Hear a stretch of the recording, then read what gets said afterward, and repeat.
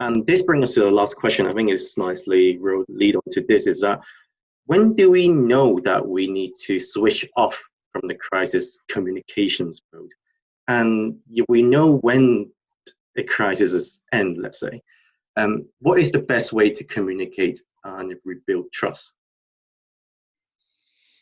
Don't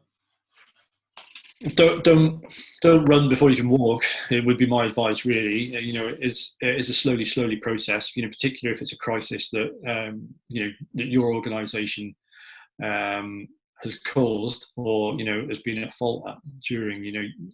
Rebuilding trust is a slow process. And one of the things that the social media advice that Hootsuite produce, I think, applies to all communications coming out of a crisis, and it is don't disappear.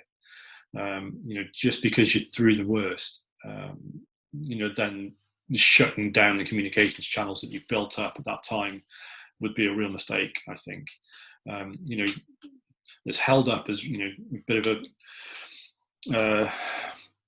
example of the worst form of communications in a crisis, and is the BP deepwater oil spill in the Gulf of Mexico. But you could see at least that BP learned by the end of that that they needed to keep communication channels open, and they needed to keep going back to the communities to try and show that they'd learned through the process.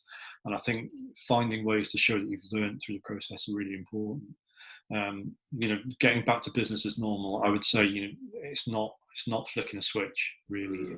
It's a gradual process. And I think, people react quite badly, I think, to, a leadership team sort of saying, that's done, draw up the drawbridge now, we can get back to normal.